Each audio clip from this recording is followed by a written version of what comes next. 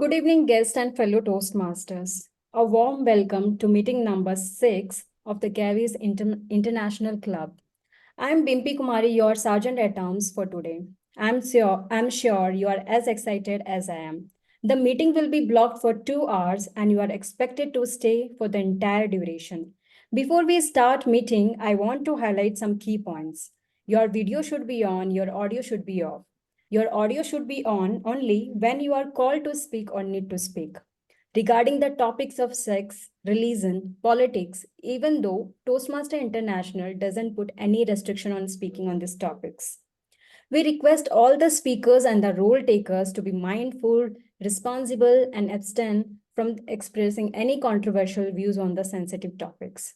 Also urge you to be cognizant of the fact that we as a club practice diversity and inclusion in letter, in spirit, hence ensuring there is no sexist, racist, and any undertone that creates hostility and discomfort for members or guests. Now, let me call upon the presiding officer for today's meeting. As theme said, like innovation simplified.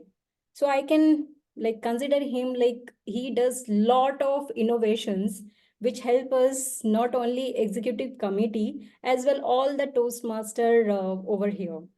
He introduced many things like Trello, or we can see flyer, everything like birthday wishes, whatever it is. So I want to introduce him. So DTM and Distinguished Toastmaster Sourav Dutta. He's a winner of DTM Awards and has completed 9 parts in Toastmaster pathways. He has been a President, Distinguished Division Director, a Distinguished Area Director in the past. Outside Toastmasters, Sourav has played several leadership roles in Fortune 500 companies, startups, and non-profits. Currently, Sourav is building his own edutech startup that is called as Practive, which is founded in June 2020. Now, I want to hand over the stage to Sourav, distinguished Sourav Dutta. Stage is yours. Thank you so much, Toastmaster Bimpy Kumari, our Sergeant at Arms.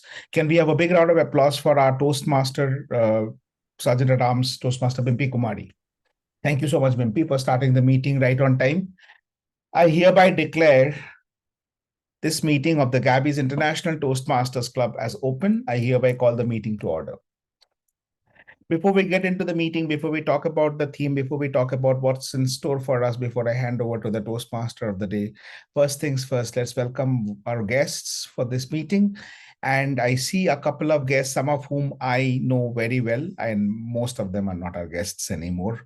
But some of them like Richa Parashar. Richa, would you want to quickly introduce yourself if you're a Toastmaster or a guest? And how did you get to know about this meeting? How did you, and any specific expectations from this meeting? Okay, I think Richa is not available. Maru S, I see Maru S. Maru, can you please tell us if you're a Toastmaster or a guest? He can't because he just left the meeting. I see Naveen Mon. Naveen? Okay, I think our guests are not available to share their insights right now. So we'll move on quickly to some of the guests who are not really our guests, which is Toastmaster Anand, who has very graciously decided to pick up the role of the evaluator at the last minute. Thank you, Anand. And we have Toastmaster Shashank, but Shashank is the immediate past president of one of the iconic Toastmaster clubs of the country, Bangalore Toastmasters Club, and a club which has been an inspiration to many, many, many Toastmasters through the years, including myself. So thank you, Shashank, for joining us. Who else do we see? I don't see any other guests except for the role takers. So we will continue with the meeting. So before I start with the meeting theme and the rest of the discussions, I have the pleasure of welcoming 2 more new members to the Gabbys family. The first person, one of them is there on this meeting as well. Toastmaster Sudhakar Thamankar, welcome to the Gabbys family, Toastmaster Sudhakar Tamankar will be a member of the Gabbys Online Toastmasters Club. And he joined us the last meeting as a guest, and this meeting he's here as a member. Warm welcome, Toastmaster Sudhakar. Would you want to quickly share a quick introduction about yourself? Just keep it brief, 30 seconds, please. Yeah, thank you.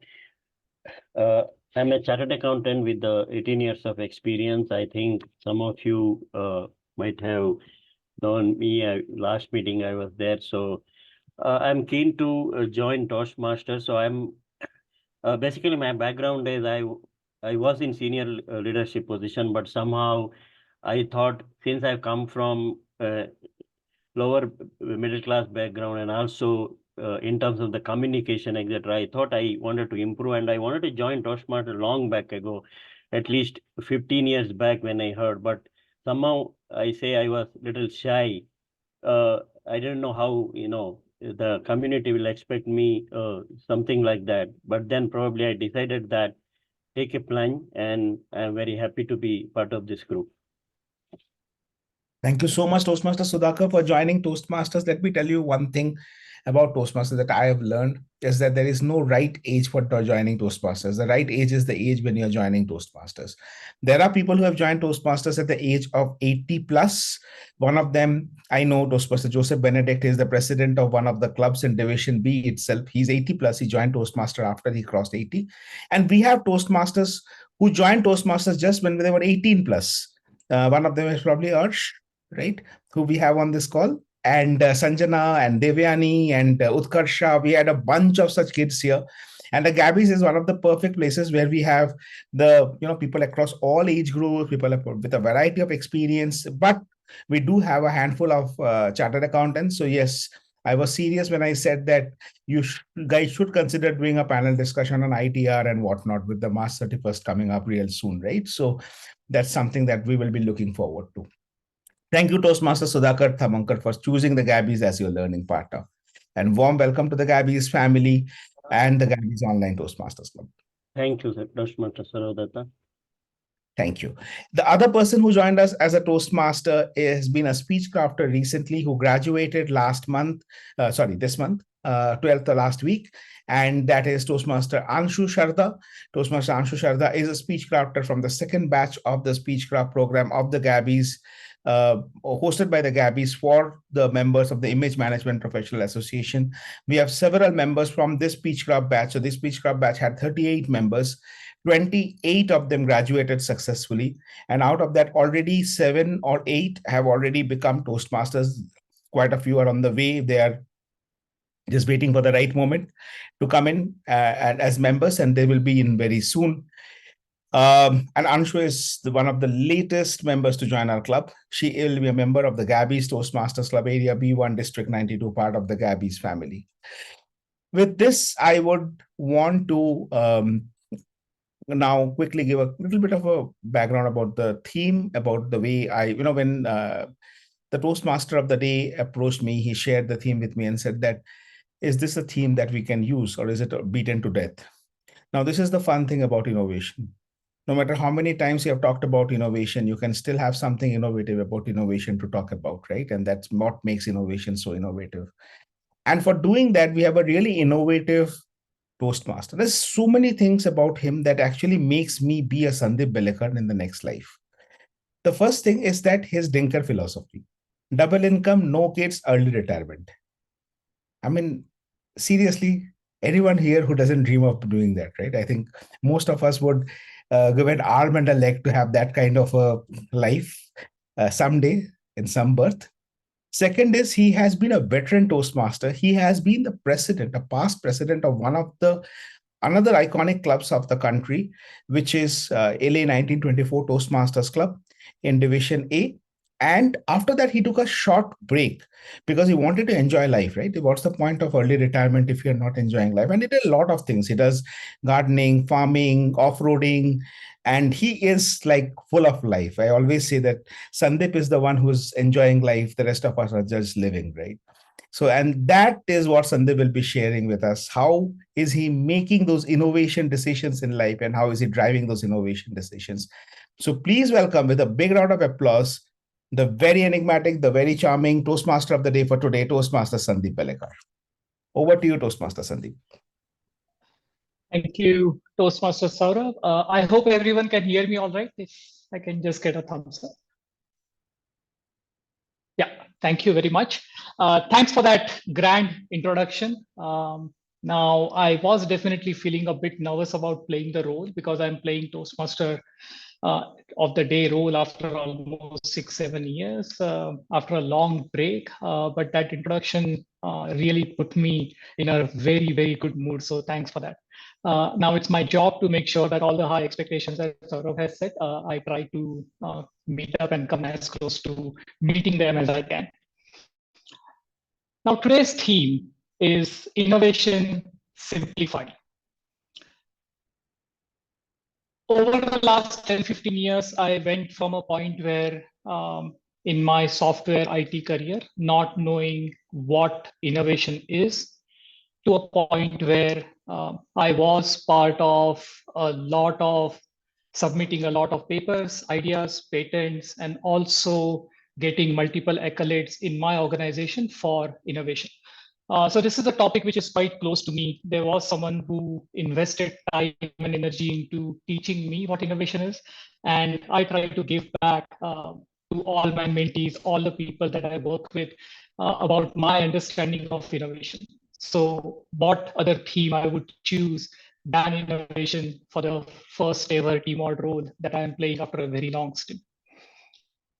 Now in Amazon, the company where I worked for last 8 years, just before retiring a few months ago, we have a leadership principle called invent and simplify. It's a principle which we expect people to follow. It's a principle where we keep nudging people to get innovative, get creative, and we evaluate people during every 3 months, 6 months, 1 year evaluation. We try to find out where they stand on innovation, what have they done, and what can they do better.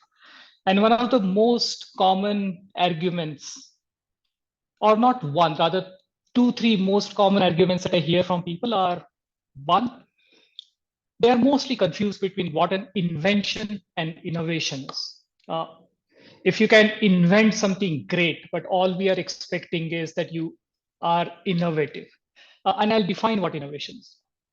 2, when people are not able to quote some innovative ideas that they have implemented, they like to blame something or someone, right? If this happened, I would have, or if that person did not do this, then I could have. And the third most common problem I have noticed is they claim that there is no scope for innovation in their role or in their job. So I want to use this opportunity today to dissect those 3 items.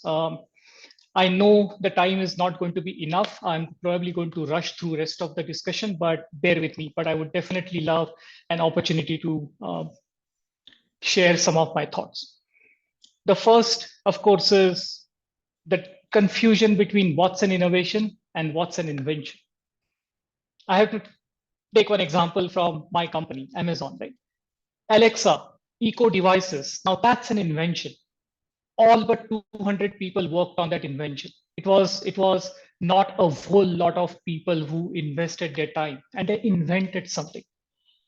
But from the day Alexa and Echo was launched, there have been thousands of people inside Amazon and outside Amazon who have created some fantastic skill set on top of the invention that somebody else did.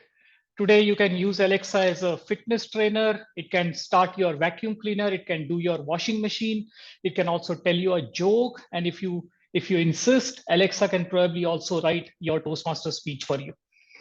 Now, what all these thousands of people have essentially done is they have taken an existing invention and tried to make it more efficient by adding simpler functionalities, by adding by making the whole invention a lot more scalable and applicable for all the people. Now, yesterday, just another example. One of my niece got married about a week ago, and yesterday I got the link to library where all the wedding pictures were there.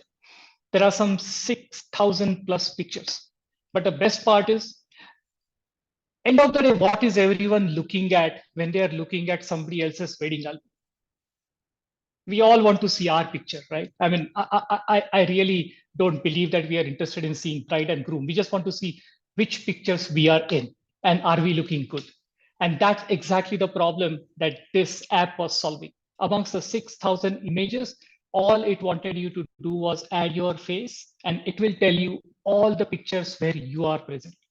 Now, that wasn't, I thought, a fantastic innovation on something, facial recognition technology on the apps that already exist. So we don't have to invent new products.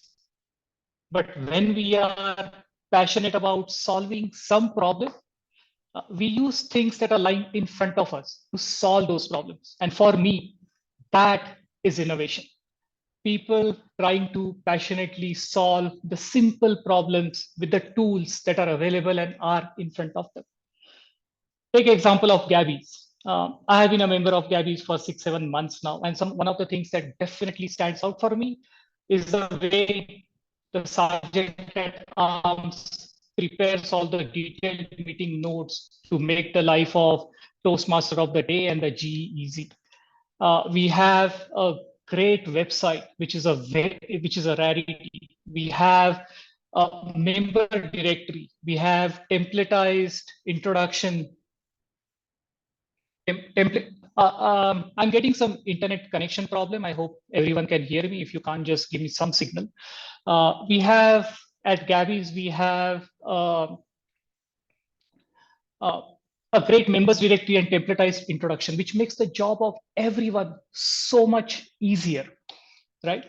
It happened because leaders at Gabbys at some point actively started looking at customer feedback. They started thinking about what can we do to make the experience of all our members better, right? Gabbys recently did a PR event at a Durga Puja crowd. Now that's another thing never heard of, right? We generated 150 leads in just a span of 4 days. I know an area director, not from Gabbys, but outside of Toast in some other club, who used to run fun meetings in Kavan Park on Sunday mornings. And they generated hundreds of leads through that channel over the span of 4 or 5 months. These are all the examples of innovations, which are result of people trying to solve a problem. Every small solution that you can provide to solve that problem is innovation. Now, I just want to leave that idea of why I call innovation as simple. And then in the next session, I'll delve upon some of the tips and tricks that we can use. With that, I would now like to go into the next part of our meeting. That is to explain how a typical meeting structure works, a Toastmaster meeting works. Do we have guests? I mean, I didn't hear too many guests. I hope there are people who are not aware, and me spending time explaining is going to help someone. Okay, just 1 or 2 guests. So let me nevertheless explain the meeting. A typical Toastmaster meeting has 3 sections. The first one is a prepared speech section. It's where people come prepared with the speeches, and they will come to the stage, deliver their speeches when called upon to do so.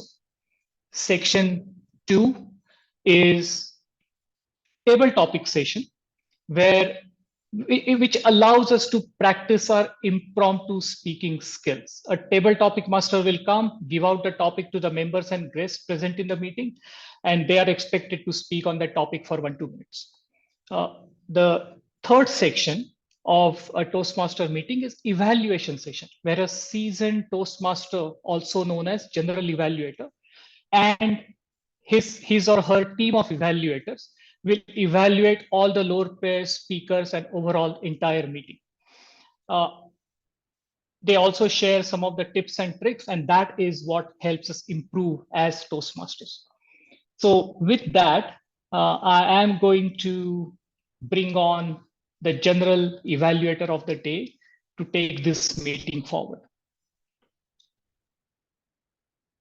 The general evaluator of the day is a passionate speaker, a hippie at heart, a mom at home, and an entrepreneur by choice, building her brand consultancy called Branding Blacksmiths.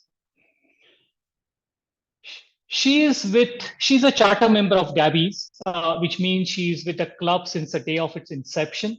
She has an illustrious track record of participating in table topic and evaluation contests for 3 seasons and consistently making it to the district level as a winner. She is currently serving as an area director of Area D34, District 11. Ladies and gentlemen, please put your hands together to welcome General Evaluator of the Day, Toastmaster Aparna Raja. Over to you, Madam Toastmaster. Thank you very much, Toastmaster Sandeep. Hello and good evening to everyone present here, the guests and the members that we have at the meeting. As the general evaluator for today, I shall be evaluating everything about the meeting, things that have gone in preparing for this meeting, things that are happening whilst the meeting is happening, things that are happening in the background when something goes wrong, things that are going great, things that can be better, and every such little thing will be evaluated so that we can go on improving and become a much, much better club than we are today, which we're already very good, but we can become even better. So this is a humble effort in becoming the best that we can. But this is a huge task. So I have a wonderful team here with me to evaluate every little aspect, starting with the timer, the R counter, the grammarian, and the listener. And I shall be introducing my team to you all, and we'll ask them to share what exactly they're going to be evaluating in this particular meeting. We shall start off with our timer for today. Our timer for today is Toastmaster Joane. Toastmaster Joane Joseph is a content writer, a passionate reader, is an introvert who finds joy in conversations. She immerses herself in diverse genres of music and language, while her free evenings are spent treasure hunting in vintage bookstores and stationery stores. She hails from Mumbai. She cherishes the sunrises and sunsets at Marine Drive. With that, over to you, Toastmaster Joane. Do give us the timer guidelines. Thank you so much, General Evaluator. Good evening, fellow Toastmasters and guests. As a timer, I will be timing the table topic speakers, the formal speeches, that is the prepared speeches, and the evaluations. I will also alert each speaker of the time they have left using the green, yellow, and red cards. So the transition will be as such. At the minimum time, I'll be showing the green card, then the yellow card. And when the maximum time comes in, I'll be showing the red card. I hope you can see the transitions. The minimum time for a table topic speech is 1 minute. At 1 minute, I'll be raising the green card. At 1 minute, 30 seconds, I'll be raising the yellow card. And at 2 minutes, I'll be raising the red card. The minimum time for prepared speeches for today is 5 to 7 minutes for all the 3 speeches. At 5 minutes, I'll be raising the green card. At 6, the yellow. And at 7 minutes, the red card. And for evaluation, the evaluators have 2 to 3 minutes. At 2 minutes, I'll be showing the green card. At 2 minutes, 30 seconds, the yellow card. And at 3 minutes, the red card. Please note, both evaluators and prepared speakers have a 30-second grace period before as well as after the qualifying time. That is, before the green card as well as after the red card, you'll get 30 seconds grace period, but you will not get any hint showing when the 30 seconds end. For table topic speakers, you have a 30-second grace period after the red card. I'll be showing the report when called upon by the general evaluator in the evaluation session. Thank you, and back to you, G. Thank you very much, Toastmaster Joane. Very clearly explained. With that, we will move on to the next member in my arsenal. That would be our grammarian, Toastmaster Yogita. Toastmaster Yogita is a go-with-the-flow and a joyful person. She's always been a people's person who enjoys her face as an HR and an image consultant and a soft skills trainer. Beyond the 9-to-5 hustle, she says you will find her dancing, reading, mind-bending books, exploring new places, or experimenting with different food. Well, we have a lot to talk about then. With that, over to you, Toastmaster Yogita. Do explain your role. Madam Toastmaster, fellow Toastmasters and guests, as a grammarian, it's my responsibility to pay close attention to all speakers, listening carefully to the language usage. I'll take note of any misuses of the English language, as well as any outstanding words, quotes, sayings, or thoughts. As a grammarian, it is also my duty to introduce the word of the day. So for today's meeting, the word of the day is ineffable. Ineffable. It means too great, powerful, or beautiful to be expressed or described in words, beyond the capacity of language to convey. For example, the beauty of the natural scenery was ineffable.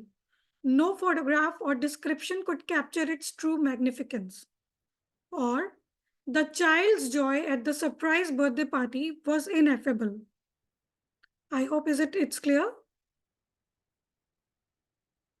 I would request everybody to use this word of the day, and I'll keep note of who is using it. And I'll give a word of the day report and grammatical usage report when called upon during the meeting. Thank you, everyone. Thank you very much, Toastmaster Yogita. We're now moving on to the R counter. The R counter for today is Toastmaster Dhwani.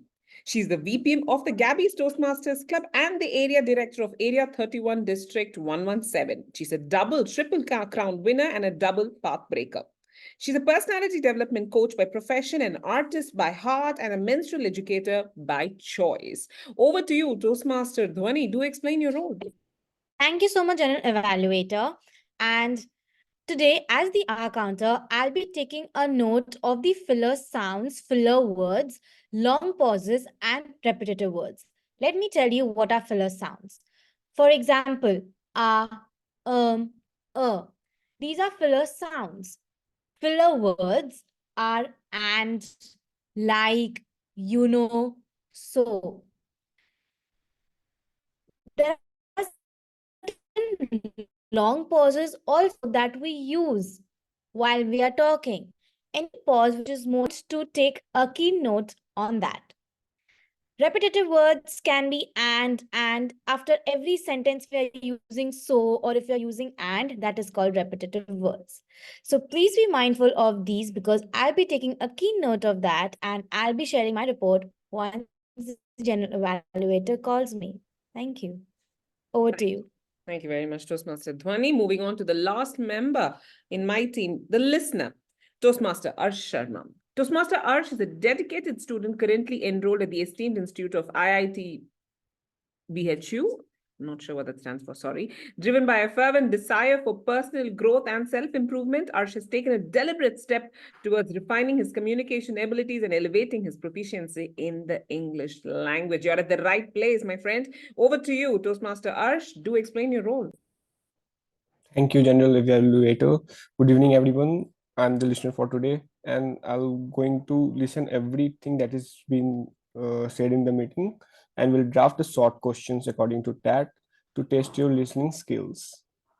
And by the way, BHU stands for Banaras Hindu University in Varanasi.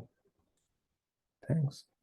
Thank you very much, Toastmaster Arsh. I am definitely listening very keenly to you. With that, I shall be back with the General Evaluator's report along with the rest of the reports from my supporting team when called upon to do so during the evaluation segment of the meeting later today.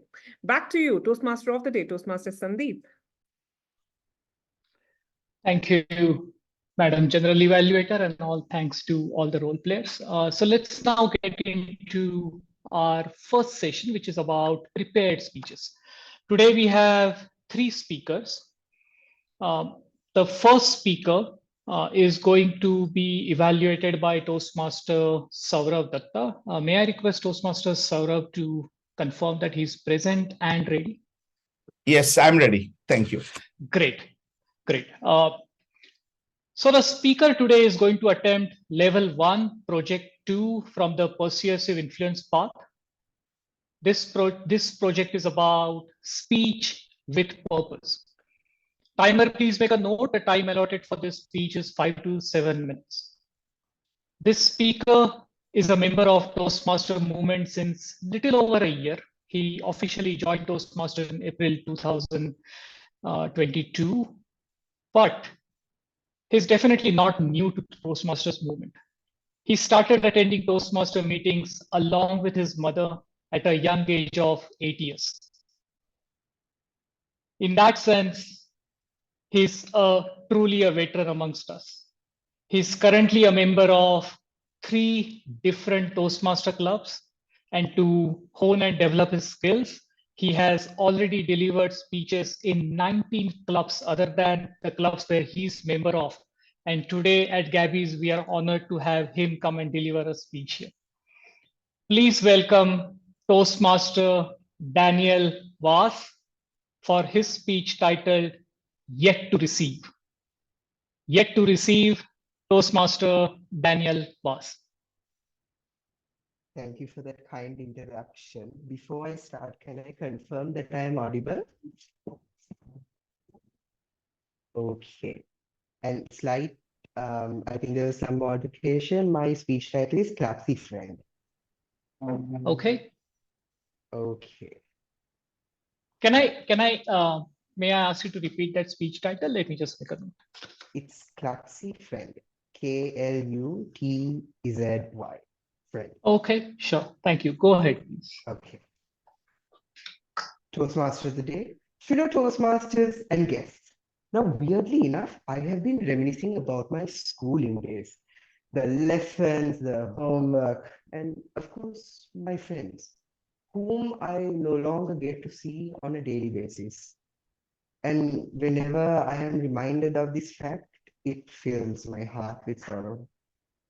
But I only have to think of the countless escapades that me and my friends share in order to bring a smile back onto my face. Now, while every single interaction with my friends is unique in their own right, the main focus of my speech today is my friend, Ryan. You see, when I first met Ryan, he was just this random stranger whom I happened to be sitting next to on my first day of school.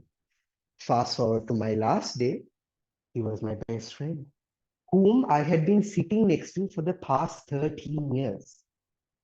But, Toastmasters, as my speech title suggests, Ryan was, and to this day, Ryan still is, a very big klutz. Now, what is a klutz, you may ask? Well, a klutz is someone who finds the best ways possible to get into the worst trouble on earth. And since I was the friend that Ryan spent most of his time with in school, Ryan's misfortunes became my misfortunes. You see, at school, we had these long and grandeur staircases. And it was on these very staircases that Ryan would have some of his most famous mishaps. You see, he'd slip and fall at the very top of the staircase and proceed to make his way down all the way to the bottom. And he wouldn't even do that quietly. He'd go, ah! Every single time his bottom landed on a step. Now, I know you must be asking yourselves, where was I in this interaction? I was at the top of the staircase, laughing my head off. I mean, what would you have me do, fellow Toastmasters? Give him my hand and go for a tumble myself? That is way too much embarrassment, even for a best friend. But Toastmasters, I wish I could tell you this happened only once, but I would be lying. I wish I could tell you this only happened in school, but I would also be lying. Let me paint for you a picture. It was this dark and stormy night. Class had just finished, which meant a horde of almost 100 students was rushing down the stairs to get back home. Ryan was in this hole, and he had very carefully made his way down to a mere 5 steps off the ground. It was at that moment, fellow Toastmasters, that destiny struck. He slipped and fell. And I, who was just a mere 2 steps in front of him, knew immediately. It's because of my 6th sense. No, fellow Toastmasters. It's because when Ryan fell, he said, "Bah!" and fell. I was shocked. I turned around. I saw my friend of so many years hurtling towards the ground. If he fell, he would seriously injure himself. And now, having been through this rodeo before, I decided that the time for action is now. I felt the rush of adrenaline in my body. I readied my mind, I prepared my stance, and in the face of my falling friend, I stepped aside. Of course, Ryan proceeded to roll all the way down to the bottom, and then he got up in a huff and said to me, "Hey!" Unfortunately, at my school, they don't teach caveman dialect, so I still don't know what he meant by that. Now, fellow Toastmasters, this particular incident happened a few weeks before our annual exam. And since I am here, alive and well, speaking to you, that means we did get through our A-level exam in one piece. And I was not the only person surprised by it. The entire school was surprised because collectively, they all decided that the best nickname for me and Ryan was the Bulls in the China shop. I mean, I can't blame them, fellow Toastmasters. Just look at this list of property damage. 3 phones, 4 bones, 1 roof, 8 glass. Oh, if I go to read this thing, I will be timed out. So, in the interest of preserving time, I'll move on and say that we did get through our A-level exam. And now, what does everyone want to do when A-levels is over? Go Open to question. parties. Go to parties with our parents? No, not at all. I was thinking more along the lines of going on a trip. And I brought this idea up with Ryan and I said, hey, A-levels is finally over. How about we go on a trip? Ryan turned to me with this gleeful expression on his face and said, yes, I've always wanted to go to Dambulugala. And while we're there, we need to stop by Yapawa. It's the most important historical site in our country. If we are going in that direction, we have to go to Dambulugala. Sigiriya. My face was full of horror. Dambulugala, Sigiriya, Yapawa. Dambulugala, Sigiriya, Yapawa. Dambulugala, Sigiriya, Yapawa. What do these places have in common? Stairs! I successfully managed to convince Ryan to go to a beach because there are no stairs at a beach. Or you'll be confused. At the end of that trip, I ended up with this 3.5-inch long scar on my arm. Now, you must all be questioning, how did you fall down the stairs at the beach? There are no stairs at a beach. You are right, fellow Toastmasters. There are no stairs at the beach, but there are stairs on the bus on the way to the beach. Over to you, Toastmaster.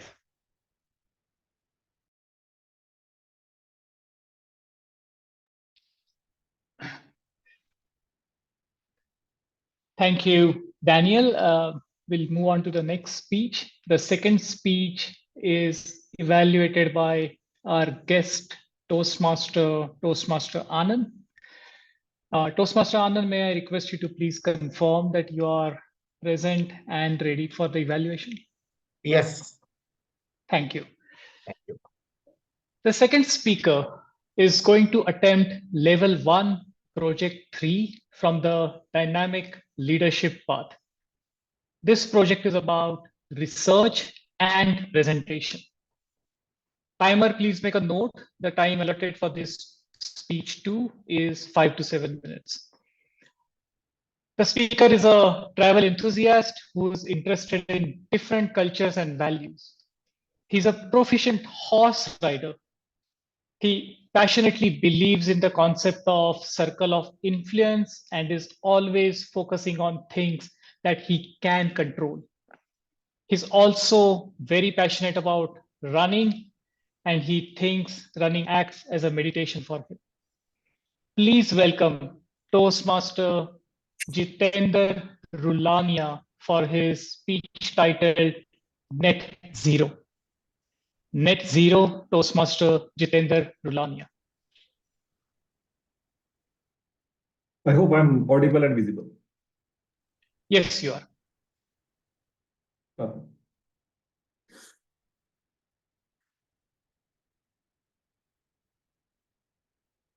Have you ever imagined a life with a mask? Do you think, is it worth living a life with a mask where you find it difficult to breathe fresh air? Good evening, fellow Toastmasters and dear guests. We often talk about carbon emissions of two-wheelers, four-wheelers. Have you ever wondered about the aviation sector? When they are going to achieve the net zero? What are the challenges they are facing? And how they are going to achieve this net zero? Currently, the aviation sector contributes 2% of global carbon emissions across the globe. Looking at the current projections, by 2050, we will have more than 10 billion passengers. Thereby, it will result into 20 billion tons of CO2. And if I can't even count how many zeros are there in billion tons. So in 2021, all airlines gathered together and agreed that by 2050, we will achieve this net zero in alignment with Paris Agreement, where we have to reduce the global temperature by 2 degrees. And in order to achieve this net zero, we have to have a mix of different approaches. So first and foremost is SAFE. SAFE is not what you know about SAFE Agile framework. It is not SAFE of Bollywood. SAFE stands for Sustainable Aviation Fuel. It is a non-petroleum fuel produced by biomass or a feedstock. So currently we are producing 300 million liters of fuel, which accounts 0.1% of the fuel used in aviation sector. In order to achieve this goal of SAFE, we have to produce 450 billion liters. So you can imagine how much we have to produce in order to meet the net zero target. SAFE has the capability of reducing net zero by 65%. And it doesn't require major changes in the plane, which is operating right now. Though there are many hurdles in implementing SAFE and utilizing it. First and foremost is regulatory body. Right now, we have the government which is subsidizing the fossil fuel. So thereby it is difficult for the airlines to adopt the SAFE, which comes at a premium price. Second one is technology is not so advanced to produce the mass scale SAFE production. The third one is the accessibility of SAFE at logistics, oil logistics. Last is, of course, the finance part of it. It requires huge investment. So this is first part, which could reduce the CO2 by 65%.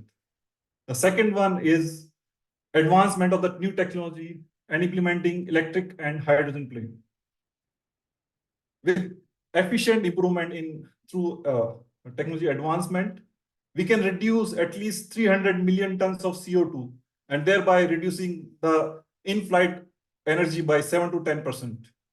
And further development of hydrogen and electric plane can reduce the carbon emission completely. But it doesn't come very easy. There are definitely challenges which you are facing. First one is development of the new technology, which can make electric and hydrogen planes safer. Storage of hydrogen is still a challenge, and it is at a very nascent stage where people are exploring how we can make it safe and utilize it in a planes. Third one is electric fuel cell, which is not so efficient for the longer run, which you can use in a plane. So to achieve the net zero, another aspect is infrastructure and operational efficiency. So infrastructure and operational efficiency, operational part of infrastructure focus on reducing the weight of the plane and improving the aerodynamics of in-flight aircraft. One of the simple example you might have noticed the sharklets, which are the extension upward or downward of a wings tip. So just by implementing these sharklets, you can reduce the fuel burn by 4%, and thereby which is result into substantial saving in fuel and more efficient planes. Another way of improving this infrastructure and operational efficiency is utilizing the carbon fiber, which is lighter and stronger than aluminium. So when plane is lighter, it goes much faster speed, burns lesser fuel. Last part is offset and carbon capture. So when we say carbon capture, every year around 15 to 20% of emission happens due to deforestation. So easiest way is to have reforestation and ensure that planted trees grow into maturity. Still, there's a new technology which is carbon capture, utilization, and storage, which captures 90% of the CO2 emissions and make it safer from the 90% of the carbon emissions of fossil fuels in electricity generation. With that, if we take care of these things, definitely net zero is not an achievable target. So in conclusion, the fate of our planet lies in our hand. So let's be part of this net zero journey, and so that we can live in a better place. Thank you. And disclaimer part, the entire information is available in public domain, so I haven't used it, which is confidential for any company. Thank you, Toastmaster Jitender. That was definitely quite an informative topic. I'm intrigued. I'm definitely going to read and research a lot more on this topic. Let's move on to the next speaker. The third speaker is going to be evaluated by Toastmaster Lakshmi Sujata. May I request Toastmaster Lakshmi to confirm she's present? I'm here, Toastmaster of the day. I'm present. Sure. Thank you very much. I can hear my echo. I'm not sure if Zoom Master can help me there. Okay. So the speaker is going to attempt level 2, project 2 from dynamic leadership. The project is about understanding your communication style. Again, the time allotted for this speech is 5 to 7 minutes. Would like timer to make a note of that. This speaker is currently working in an investment consulting company in Mumbai. He loves travel. He loves to explore new places. He loves Indian music and Indian food, and of course the cricket team. His goal is to become an effective speaker in his professional and personal life. He has selected Gabbys because he believes that it's a very supportive environment and a very positive learning space. You honor us, Toastmaster Tarun Aggarwal. Please put your hands together to welcome Toastmaster Tarun Aggarwal to deliver his speech titled LPSR. LPSR, Toastmaster Tarun Aggarwal. Over to you. Thank you, Toastmaster of the day. I hope I'm audible. Yes, you are. Thank you. Hello, friends.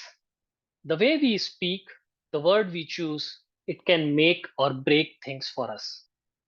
In our day-to-day life, we choose unknowingly or knowingly different communication styles.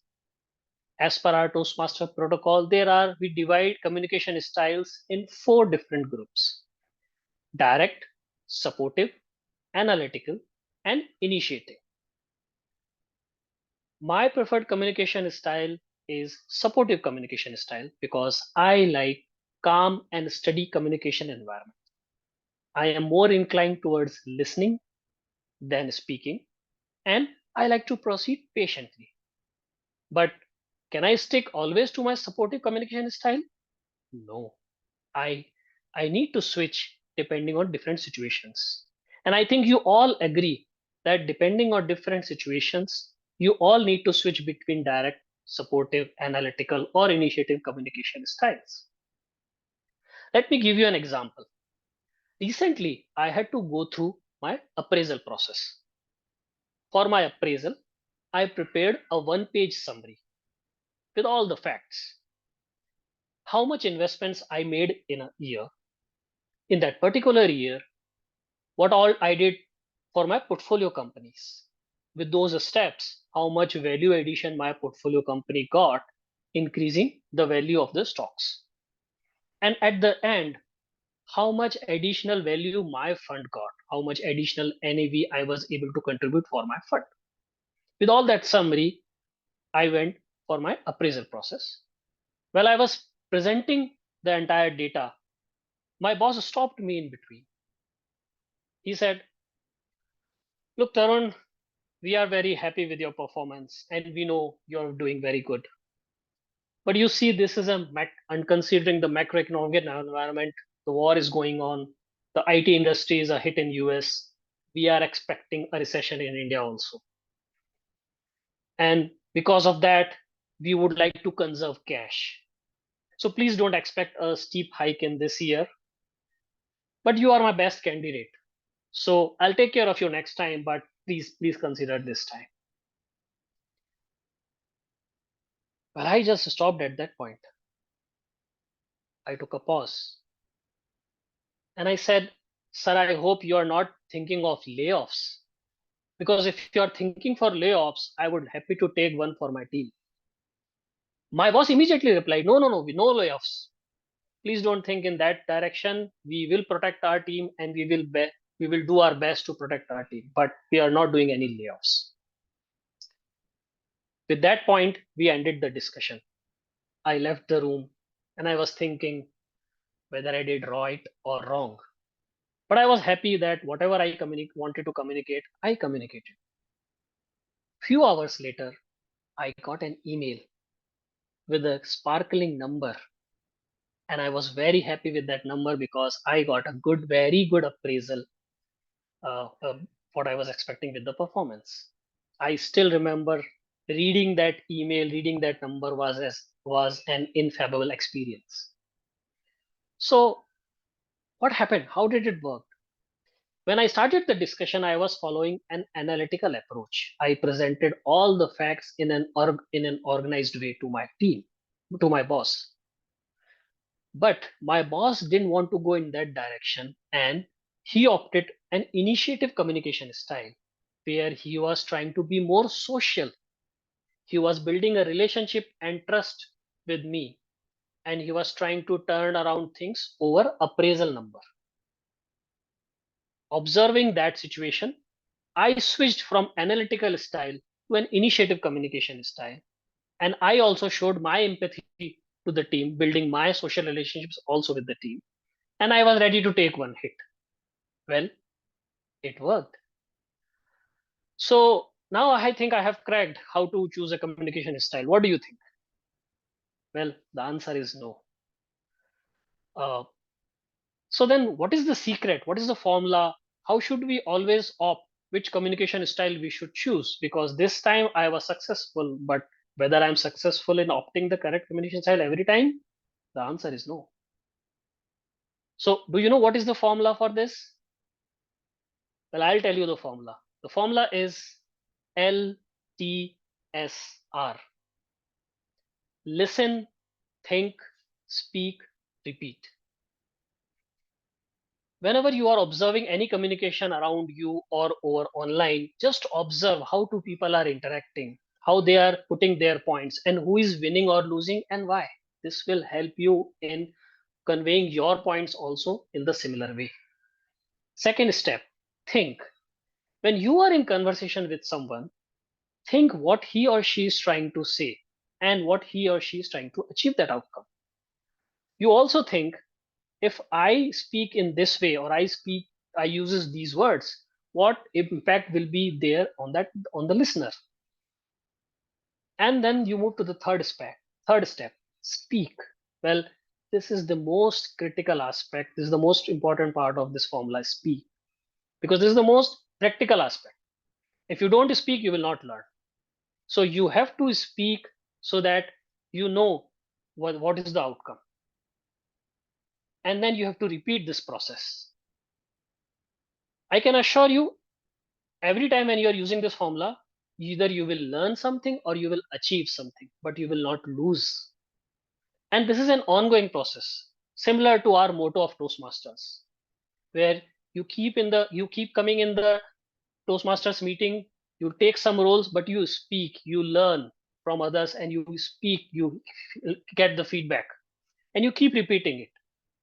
So I can give you a formula which, if you use over a period of time, you can crack any communication in your own way. You can navigate every communication in your own way.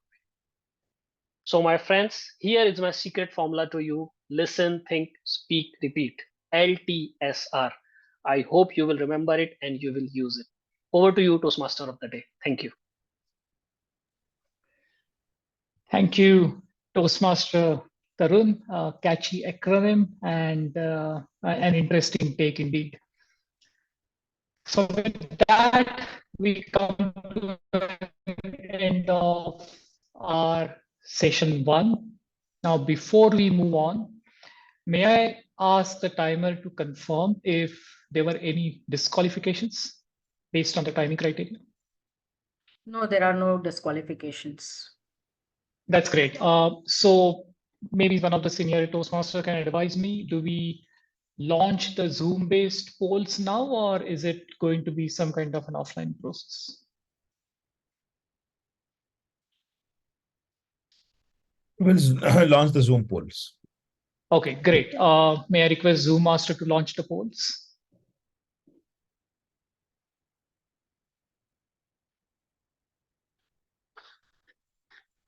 Bimpy, are you launching it? Yes, sir, I can launch. The speaker polls. Yes, I'm checking for that. Looks like it is inactive. So can you try from your end? It says like I'm facing some issue while launching it. It's launched. Okay, thank you, sir.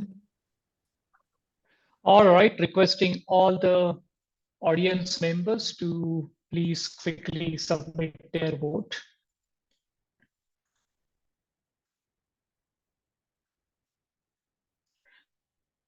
And it's 1 hour into the meeting. I guess it's the best time to take a quick 5 minutes break. We are at 7:57 Indian Standard Time in my watch. I'll restart the meeting at 8:02. I request all the people to return back to their seats well ahead of time so that we can start the next session on time. Thank you very much.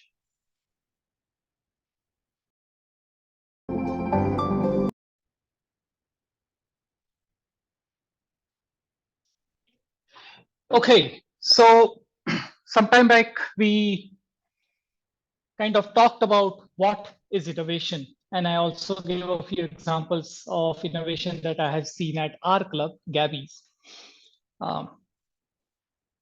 Can some of the senior members of Gabbys or the members of clubs other than Gabbys, either because of real membership or because you're a guest here, give me a couple of examples of some innovations in the Toastmaster context that they have seen in their clubs? Anyone?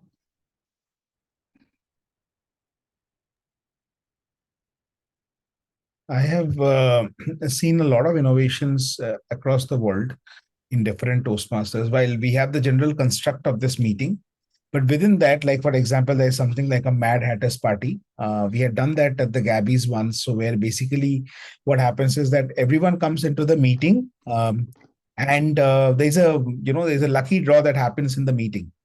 So you're coming into the meeting knowing that you will get any of the 7 roles. You don't know which role you will get. So you can be a TMOD, you can be a GE, you can be a speaker, you can be an evaluator, you can be a timer, accounter, grammarian, listener, or TTM.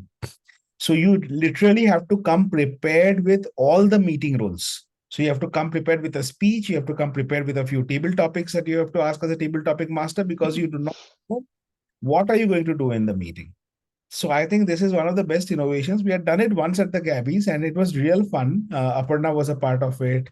I think Nancy also participated in that, and it went really well. So in fact, I was thinking that we should do that once. So thank you for reminding me, Sandeep. Sudharma, maybe something we should take. Oh yeah, I mean, if you just want to make things more challenging and interesting for our members, there is another innovation that I have seen, and which is reverse meeting, right? Where the evaluator first gives the evaluation and the speaker has to stand up to that evaluation. And I have seen some really funny instances in the reverse meeting. So if I don't know if we have tried that at Gabbys, but that's something definitely worth trying. Thanks. Anybody else has anything to share?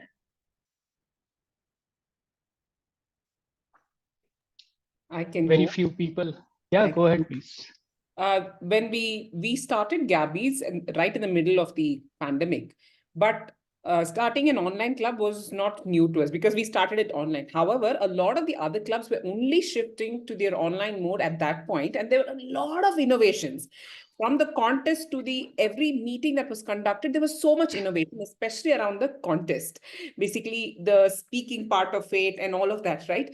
The innovation came the fact that everyone was new to this. You're making a speech which has to be impactful. Take something like, your ISC, 5 to 7 minutes, you have to have people engaged and things like that.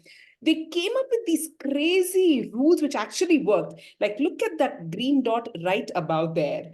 Don't look at the screen. These little things, I call that innovation because you're basically you're basically trying to make your speech effective and you're trying to figure it out and you're finding solutions. And this is just the tip of the iceberg. There were crazy levels of innovation that went on at that point. And yeah, I think that was a lot of learning also for a lot of us. Perfect, perfect. That was a great example, and that ties so well into the next story that I wanted to share with the team. So I was actually talking to a friend of mine way back in 2010. He was an digital consulting entrepreneur. He was going to top leaderships of different companies, giving them strategy on how to digitize their organization, how to reduce the human touch points, how to achieve scale and things like that. And while the senior management was always in support of this because they did see the value, they did see the opportunity of cost saving, the scale and everything, there was always a lot of pushback from the middle management or even the second, third level managers. And one of the biggest arguments that people used to have is online just won't work. A HR manager would very passionately argue that it is impossible to onboard new employees virtually. We can do the induction, but how do we give them the tour? How do we give them the laptops? How do we do all those things? A sales manager would argue that if my customer is sitting in a different place, different city, different country, it is important for me to travel all the way and make sure I meet face to face. If not, our business will never run. My friend was in this business since 2010 all the way till 2017, 18, and not much luck. While there were a few companies that adopted digitization, most of the companies did not. And what was lacking there was the motivation. And then COVID happened, right? The next 6 to 8 months, not only the large organizations, but even the small companies had figured out how to keep their business going while being remote. Because now it was a matter of survival, right? And the human brain works the best when it is in an existential crisis mode. All those sorry excuses, disagreements, everything vanished overnight. And everyone was collectively thinking of how do we make best out of the hand that we are dealt. And this goes back to my second point. The level of innovation that happened in all industries, in all walks of life, in say first 1-2 years of COVID are unprecedented. We have never seen that amount of innovation happening across the industries, across all practices, across all walks of life at that pace ever before. So what is the takeaway? I talked about one of the biggest second concern coming out of people being, they like to blame someone, saying, if this had happened, I would have done it. But who do you blame when something like COVID happens? It's only nature. And then all the excuses that you had just fall apart. You have no option but to adapt to the situation. Does that mean we have to wait for the next COVID for us, all of us, to get innovative? Not really. Now, this is one of the very, very important tools that we use in our organizations and other organizations, where we put ourselves in a lot of artificial constraint. We imagine ourselves in a situation where the constraint doesn't really exist, but we have to do a brainstorming exercise to figure out how can we overcome it. You got an fantastic, seed one funding of 50 million. You can potentially spend 20-25 million out of that on your marketing, but scale and customer acquisition just by spending 10 million. The moment you do that, your brain goes into overdrive. It starts thinking about ideas and ways by which you can overcome the problems that are in front of you. And this, my friends, due to lack of time, I cannot elaborate, but this is an exercise which is worth doing. You think there is something in your organization that you are not able to achieve, go put yourself an artificial constraint by saying that today my all funding is taken, but yet I have to achieve my goals. It can just be a mental exercise, but it's a fantastic exercise for you to come up with a lot of ideas in a very short span of time. And with that, we will move on to the next session of the day. The next session today is Table Topic Master. The Table Topic session. And as I mentioned earlier, Table Topic Master is the person who will help us, guide us through this session.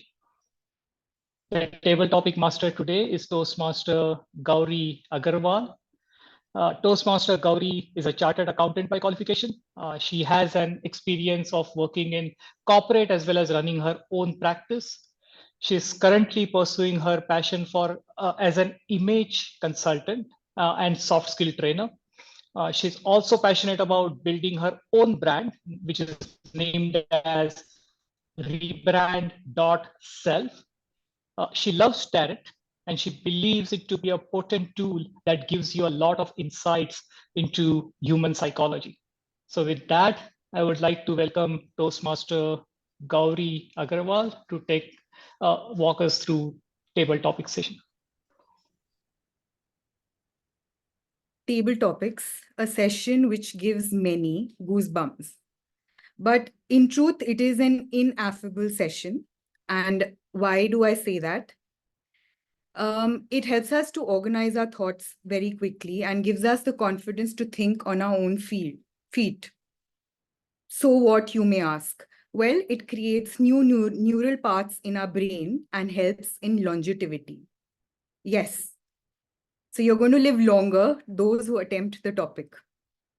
The other benefits, it also gives non-role takers and guests in the meeting an opportunity to participate. In the outside world, it helps to navigate awkward and intense situations. I would just like to reiterate the timings.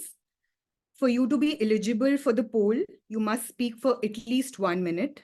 At 1 minute, the green card will go up. 1 minute, 30 seconds, the yellow card. At 2 minutes, the red card. But the speaker can speak for 2 minutes, 30 seconds, beyond which they would be disqualified. So let's increase your lifespan. Hardly any participants on camera. Can I start with, would Toastmaster Sudhakar like to take the first topic? Sure. Your topic is, there is no innovation and creativity without failure, period.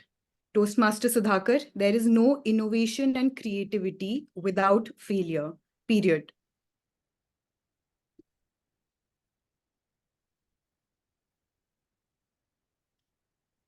Yeah.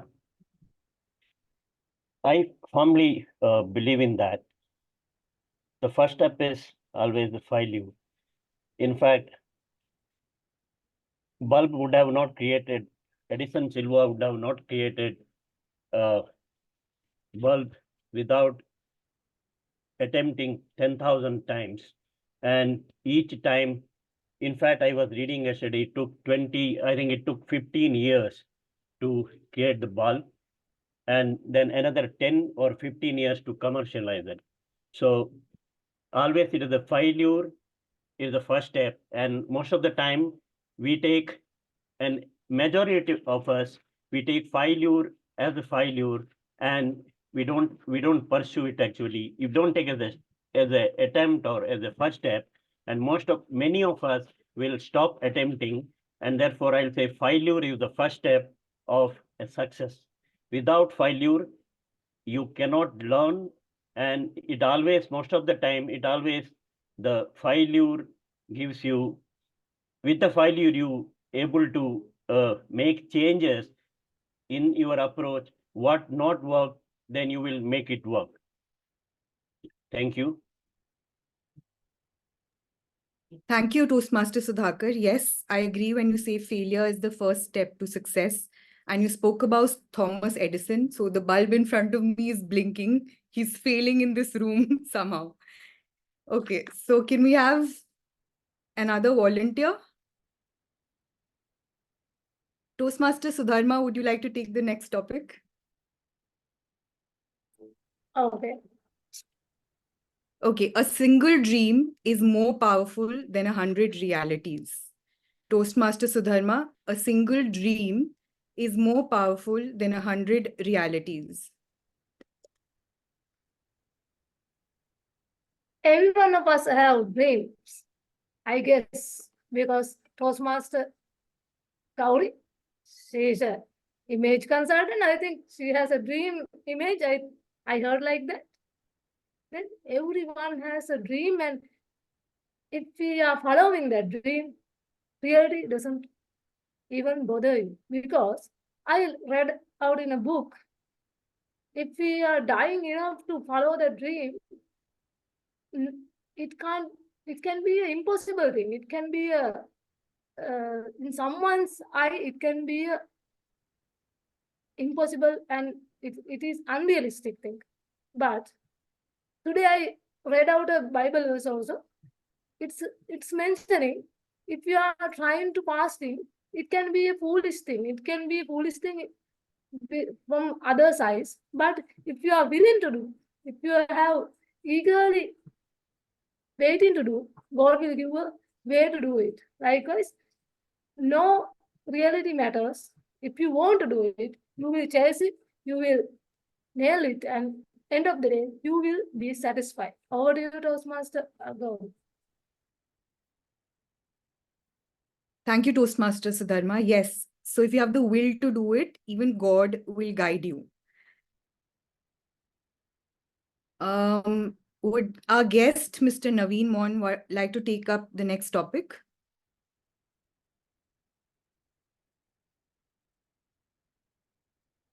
Can I have Toastmaster Raja Balaji taking up the next topic?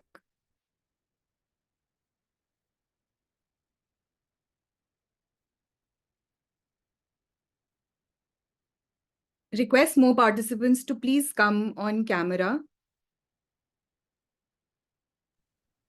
Toastmaster Gauri, we have Priyambada Sharma raising her hand, followed by Toastmaster Anand. Okay, so Toastmaster Priyambada, the topic for you is, which was your happiest moment? Which was your happiest moment? Toastmaster Priyambada. Okay. So, Toastmaster Gauri, well, which was my happiest moment? This topic is kind of difficult because I believe in living in the moment. So I cannot specify that this was my happiest moment when I joined school or when I graduated. Your moments when going out with friends, eating with family members, and enjoying those little things are what happiest moments are for me, and I live them in a day-to-day basis. I am sure that most of us might focus on that. Oh, when I get my first salary, that will be my happiest moment. Oh, when I do this, then I'll be happy. But researchers and studies have also found that living in the present and enjoying your life as it comes, cherishing the smallest of things are what make you happy. So happiness is not something that you achieve. Happiness is a state in that you have to live. And researchers have also found as that when you live when you cherish every moment and live happily day to day, your lifespan also increases. So so that is from my side. Toastmaster Gauri, over to you. Great. So you're on board with me increasing everyone's lifespans here. Some very profound thoughts that happiness is a state in which you live, and I absolutely agree with you. Toastmaster Gauri, Toastmaster Gauri, you have time for one more. Okay, so I would like to take DTM Sourav, since he has his hand raised. And the topic for you is pajamas are forgiving. It's jeans which know how to hold a grudge. Your views. Pajamas are forgiving. It's jeans which know how to hold a grudge. DTM Sourav. Okay. Thank you, Table Topic Master. And I really don't know what grudge you hold against me that this is the topic that you gave me. But since this is the topic, let me try to figure out something about this topic.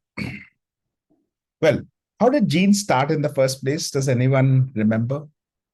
You don't, because you're not that old. None of you in this call. Because jeans started even, I think the jeans and dinosaurs have the same kind of longevity. It probably started even before the dinosaurs walked the earth. So jeans was something that was created to, to kind of take care of the bare necessities or things that was unplanned and things like that. Now, there must be some deeper meaning to this particular quote. I do not know what the meaning is. I'm trying to make some sense of this. But what I do understand is that pajamas is something that we would want to wear when we want to be very carefree, when we want to be very sorted. Jeans is something when we are working hard. And that's the only thing that I can remember at this point of time. It's very rarely that I come across a topic where I'm basically giving and grudging at the same time. And this is one of those occasions. Thank you so much. And back to you, Table Topic Master. It's because you called me madam. Okay. Thank you. With this, I would like to hand over the stage back to TMOD. Thank you.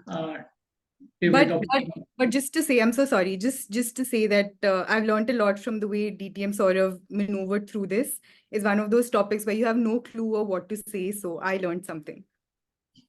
Amen. Thank you, Toastmaster Gauri.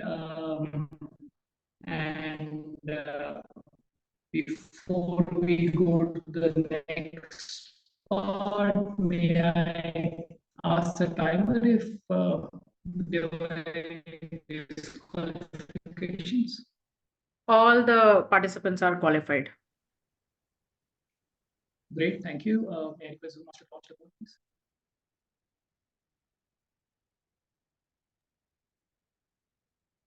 We are preparing for table topic Zoom poll. Toastmaster of the day, Sandeep. You can take for the next section. We will launch later. We are preparing for that. Perfect. Sounds good. And in the interest of time, there are 2-3 tricks that we adopt to encourage and foster innovation. I won't have the time to go through each one of them in detail, but here's something I can promise. I can probably give a separate speech on each of the subjects. But these are the 4 things, or the 4 things that I want you to remember, make a note, take away. For any innovation to be successful, you have to know your customer. More than knowing your customer, what is the problem that you're solving? If you do not know the problem, and unfortunately, as the nature of our jobs, a lot of times we are far away from the real users of know what the problem is. You do not know who the customer is. You are never going to be able to create a solution that is relevant. The second point to remember, I borrowed this from Guy Kawasaki. He likes to say it, don't worry, be crappy. This goes back to the first table topic that we heard today. There is no innovation without failures. You have to be willing to make small incremental mistakes, not be afraid of failures. And there is a point when you get where your product really solves the problem. In Facebook, they used to call it better done than perfect. Do not wait for perfection. Keep moving forward. The third and the most important is most innovation, most ideas can be extremely polarizing. There is no way you're going to make everyone happy. So do not be afraid to be misunderstood. If you are afraid to be misunderstood, you're probably never going to great results in any field anyways. And fourth, which is where our Toastmaster helps us, is if you are an innovator, you also must know how to pitch your idea. There are a lot of innovations that just get forgotten for the public memory because the innovator did not know how to pitch his idea. And I would have loved to add examples for each of this, but I promise I will do that in my separate speeches. So with that, I think we will now move to the next session, the most important and awaited session of the day, which is general evaluation. So over to you, Madam Toastmaster Aparna. Thank you very much, Toastmaster Sandeep. I'm going to rush through this segment so that everyone has ample time to share their report. So we will first start off with the evaluation of the formal speeches, and then we will move to the tag team. And finally, I shall share my report. Now, that's the way we're going to do it. So for that, I would like to call upon our first evaluator for the day, DTM Sourav Dutta, to evaluate our first speaker, Daniel Vaas's speech. Klutzy friend, over to you. Can we spotlight the speaker?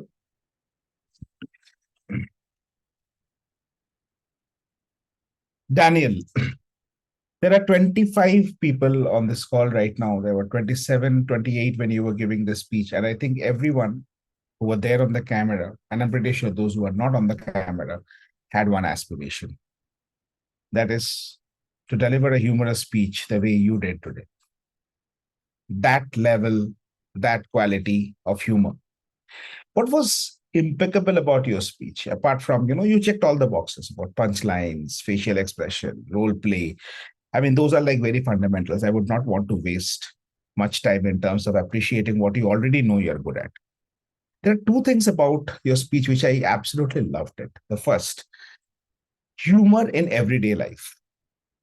This is the most important thing about easy humorous speech, particularly for an audience that you do not know. You didn't know what kind of humor would click with this audience, right? So a too technical speech may not have gone well.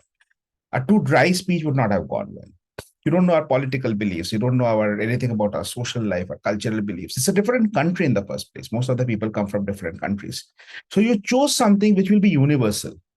Who will not laugh on such kind of bloopers, right? No matter whichever country you're a part of. So humor in everyday life is first thing.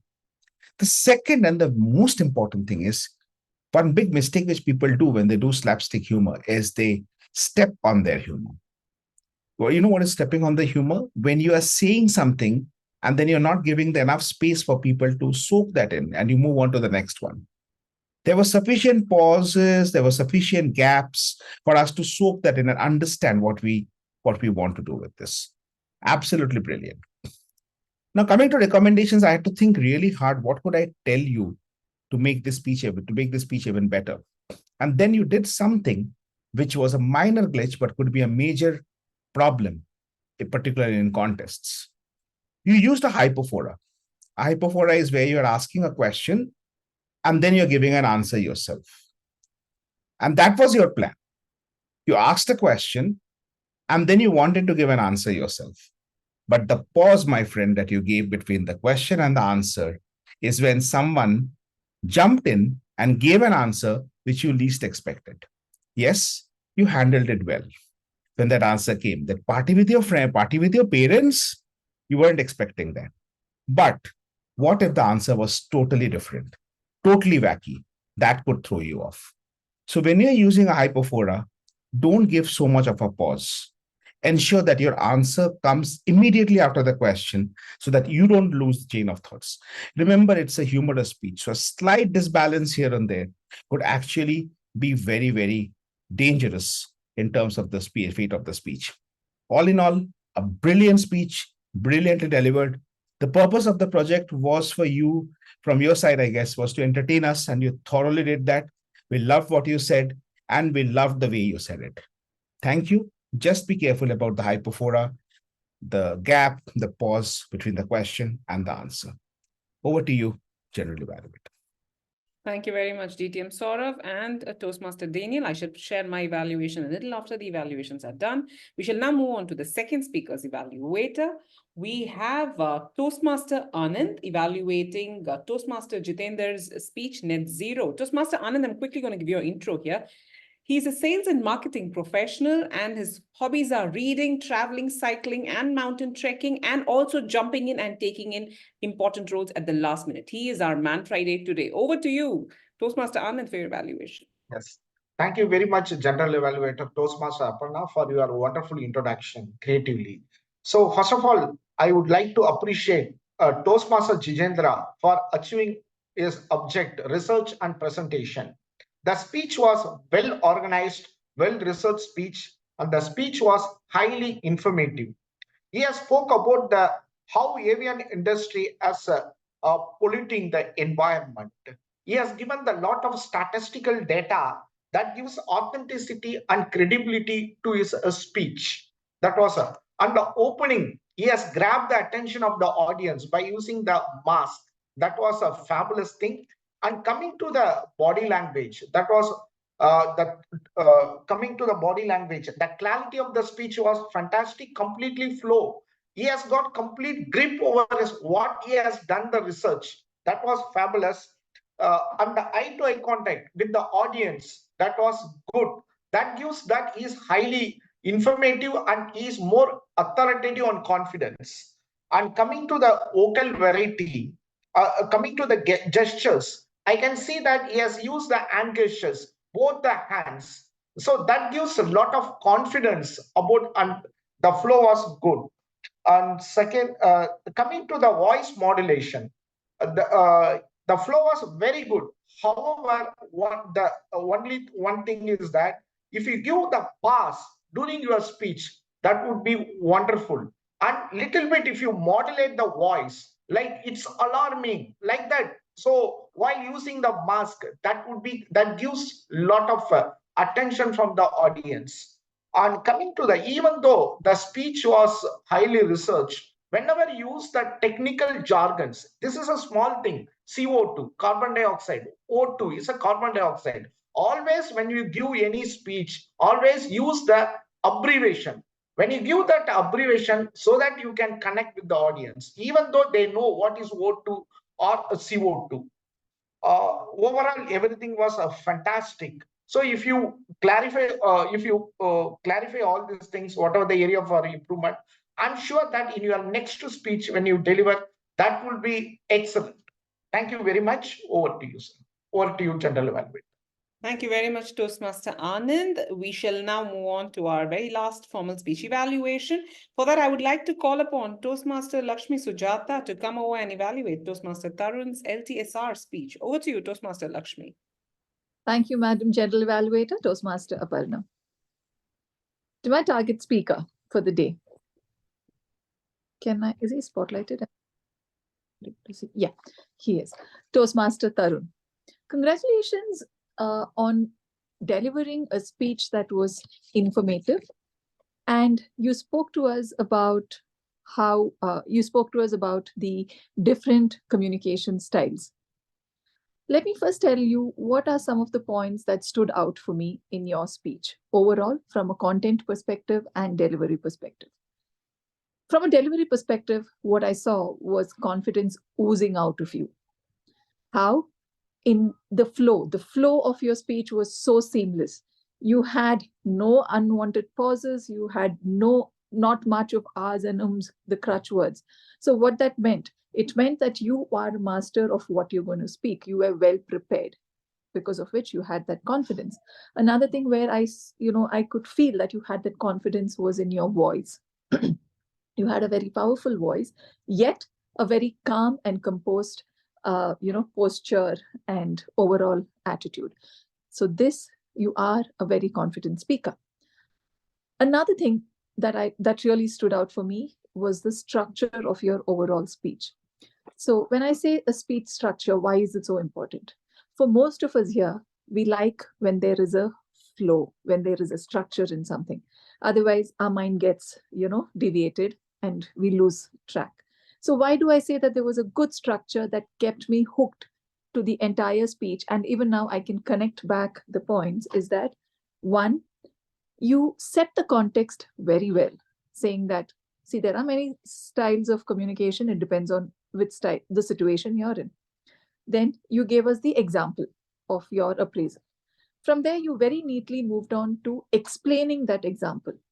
And finally, what you did was you gave us the tip, which is the LTSR, right?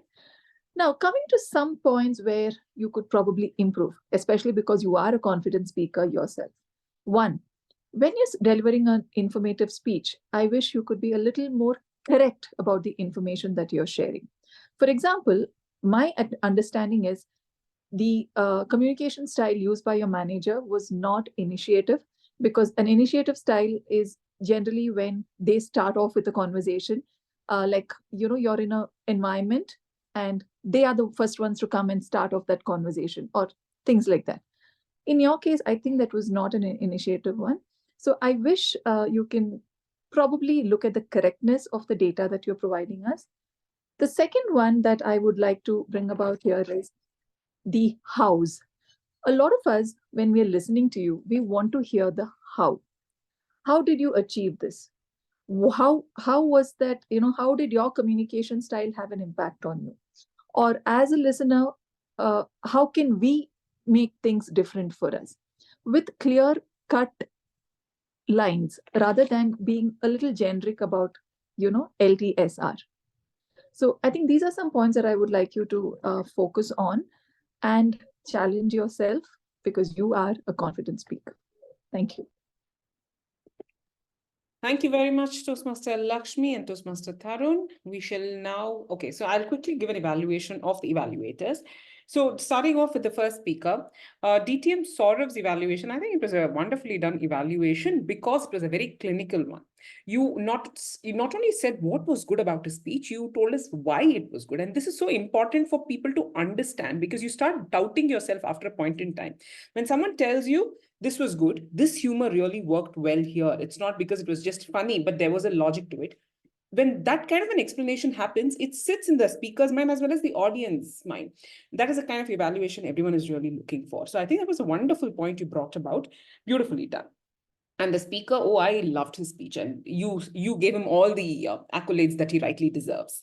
Just one thing that I felt, Sourav, was that in the speech, this is his L1, P2. I just wanted to make sure it's a persuasive influence path, not necessarily engaging humor. So humor is okay, but somehow I felt the purpose itself was missing, because the speech was supposed to have a purpose. I wish he had emphasized a little bit more and told us what was the purpose of his speech, a little bit more on that. I hope that wasn't lost in translation because there was a lot of humor.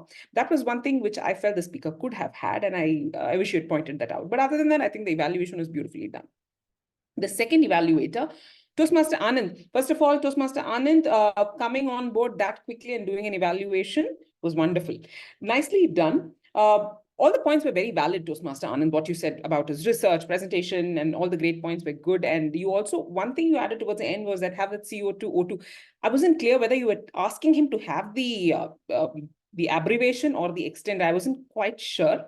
But I think what you meant was if you have CO2, tell us what is CO2. If you're saying O2, tell us what is O2, right? Is that what you meant? Okay, yeah, I think that makes sense then. Yeah, it does make sense because not all of us are good in chemistry. I often think it's something else, ozone or something. I'll think if it's O2. So thank you. One thing we could have added here for Jitender's speech was that the topic was extremely informative and wonderful. But I also think when we take a research topic, we should always keep the audience in mind. So maybe he could have brought in a little humor or maybe something more for the ordinary people like us here and there, because we are not in aviation. We are probably not even technical people. So little bit of a generic content there would have added value because it would have connected better with audiences, something you could have told him. So this was just one point. That's all. Other than that, I think the evaluation was very nicely done. You seem to be someone who's done many evaluations because you brought in the points beautifully. Thank you very much again, Toastmaster Anand. And finally, Toastmaster Lakshmi Sujata. Of course, Lakshmi, you are a seasoned Toastmaster and your evaluations are always on point. So this was great too. However, that point of contention that you brought in regarding the initiative style, I think I would give him the benefit of doubt here. Okay, the speaker, the benefit of doubt, but I see the point because when he said that, even I was thinking, how was this initiative? However, what I believe the speaker would have caught upon is some of the definitions that is there in the system when we are doing our project, and he's caught on, and it is possible he meant someone who gets very casual and starts making a conversation because the manager seemed like someone who did that. I think that was what he meant. So I think we can give a little bit of a benefit of doubt when we say that. You could say, I give you the benefit of doubt is something we can actually say rather than saying, oh, you're wrong. That kind of shakes up things for them also. So that is just one suggestion, but lovely evaluation there, Lakshmi. It's always a pleasure listening to your evaluation. Thank you very much. With this, we shall now move on to the tag team. So I should come to the timer a little later. Let me start off with the R counter. Toastmaster Dhwani, please share your report with us. Yes, I just wanted to share my screen. Please give me a minute. A moment, not a minute. Yeah. Can you all see my screen? Is it visible? Perfect. So I must say that today we had a total of 185 fillers, starting with our essay having 2 fillers. Sandeep 66, Aparna 11, Sudhakar 9. Timer had 0 fillers, so a great job on that. With the timer, I must say the speaker number 1, Daniel, also had 0 filler words. So we must give a round of applause to both of them. Grammarian Yogita had 2. Listener is yet to be done, but until he spoke, he had 0. So again, round of applause for him as well. Jitender 16, Tarun 5, Gauri. Okay, Gauri also 0. A great job on that. Sudharma 4, Priyamvada 15, Anand 16, and Lakshmi Sujata 12. So these were certain filler words that people used. With that, there was one long pause between these 2 words, which is billions, tons. So instead of just having a long pause between 2 connecting words, if you want to create an impact, just say billions of tons of, and then have some kind of word in between so that it becomes easier for the audience to connect because it breaks the flow. The second thing is repetitive words was impossible and topic. So whenever we have this urge to repeat a particular word, because at times what happens, we get confused as to what do we speak. So because of that, we tend to repeat words. So, hence, we like, you keep saying so, like I am also doing right now. So, how about we take a moment over here, take a pause, reflect, and then speak. So, once you do that, you are trying to collect your thoughts, you are omitting the and also you're trying to reduce the filler words. If you are urging to use so with every sentence, because that is our human tendency, so how about you start taking a pause? Don't start a sentence with a so, just start the sentence with today I felt so and so, today I felt good. Just start the sentence, don't keep so. If you want to say, you substitute words like instant, hence, therefore, and so on and so forth. Thank you so much. That's been my report. Over to you. Thank you so much, Toastmaster Dhwani, for those pearls of wisdom on how to become better speakers and how to miss out on those filler words which we shouldn't miss. So anyways, with that, we will now move on to our grammarian for today, Toastmaster Yogita. Toastmaster Yogita, do share your report with us. And might I request to keep it a quick one? Yes.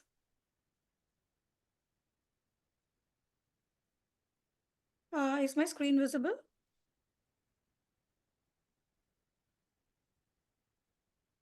Okay, so the word of the day was ineffable, and the meaning and everything was explained. So it, just a minute, I'm getting,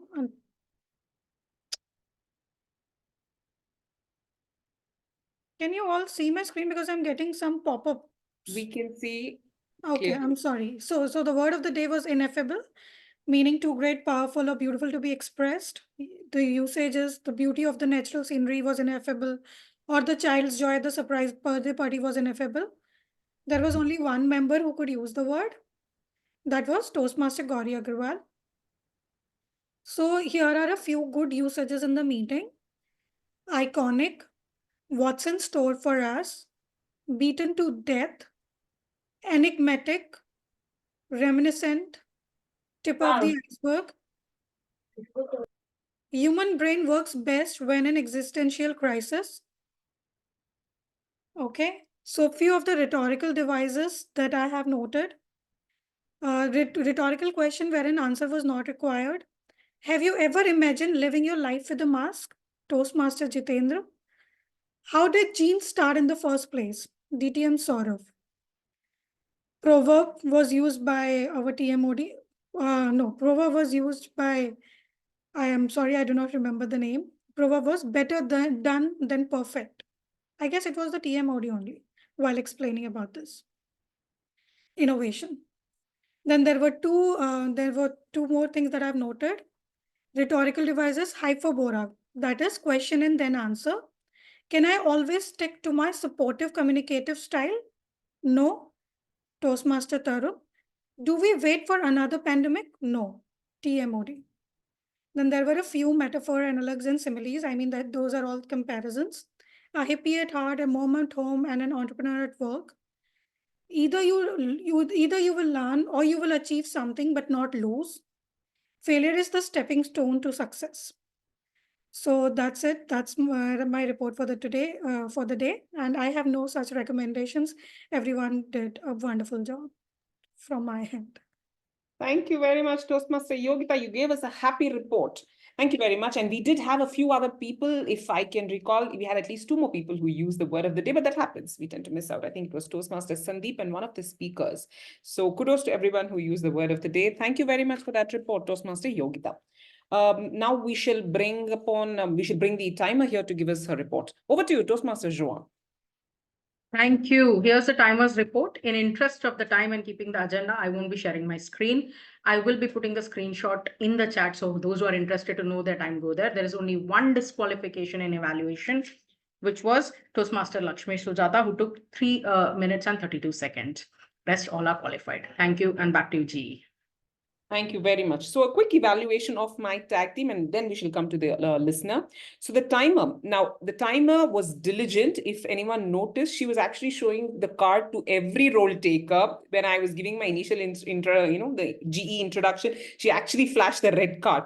For every role player, apart from the formal speakers, the TTMs and the TTs and the evaluators, she was showing the red card pretty much for everyone, and making everyone cautious and of the time and all of that. I think that was a great thing to do. It's a practice we can actually use going ahead as well. Timing, beautifully done. I mean, yeah, it was timing and you did it really well.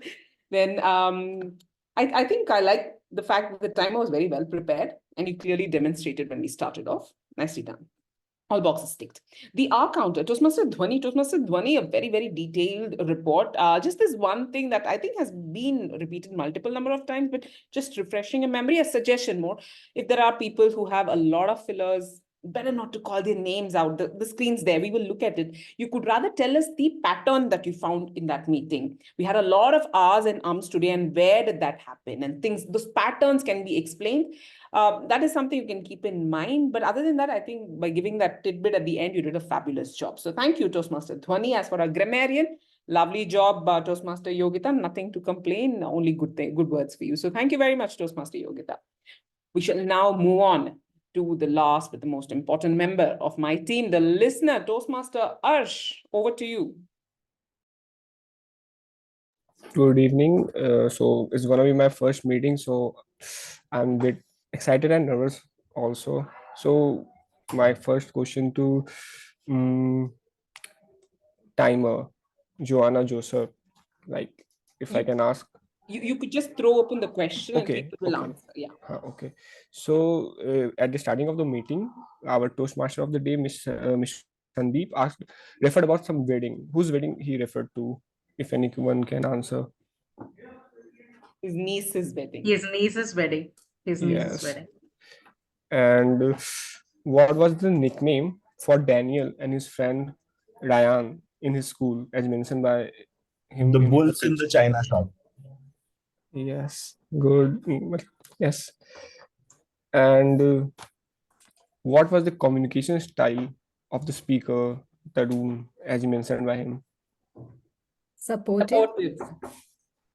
And what was his